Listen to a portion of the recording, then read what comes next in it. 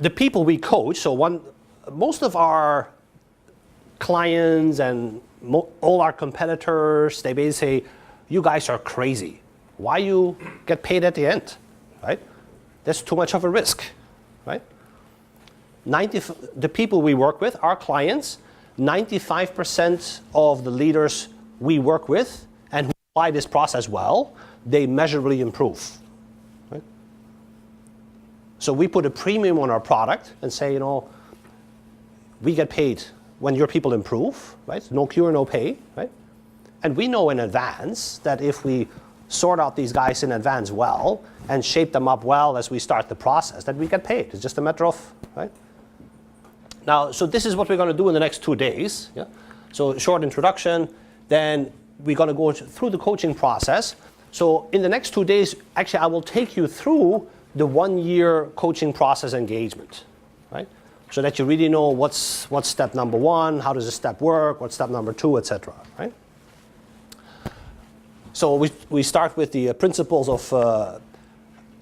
around the coaching concept of stakeholder-centered coaching, and it is really focused on helping successful leaders get even better. Yeah? It's a lot about the psychology of successful people that helps in this process. Yeah? Then phase 1 is a committed start, how to get people committed into the process. So we will talk actually about courage, humility, discipline, some leadership principles people need to get more of, including coaches like ourselves. Then 1 or 2 areas of leadership growth, how to define that. We'll do that together. We'll do actually some exercises in how to do that so that you exactly know how that process works, right? And then enrolling stakeholders into the process. How do stakeholders, what are right stakeholders, how to get them enrolled, how to brief the stakeholders on how the process works, okay? Your job as a leader is for your team and the individuals on that team to succeed. To set the stage for that success, your people need to know what's expected of them. Their ability to perform directly correlates with your ability to communicate your expectations.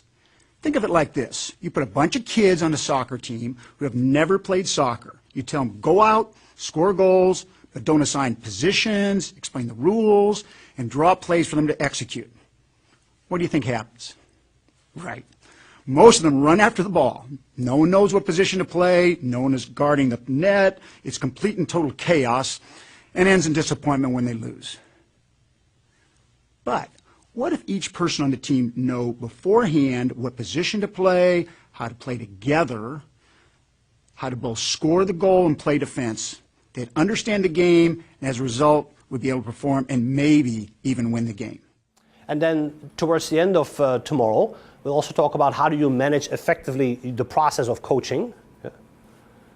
Marshall's most successful coaching engagement was with a gentleman called Alan Mulally. Alan Mulally. Who knows Alan Mulally?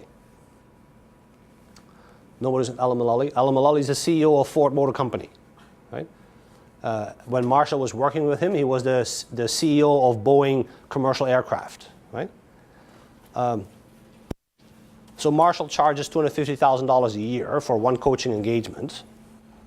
It was his most successful coaching engagement. He worked with Alan 8 hours. Okay? Worked also a lot with his team. Actually, Marshall has a small team of people who works with the stakeholders of the leader. Yeah? So he spent quite a number of hours with his team working with the stakeholders, right?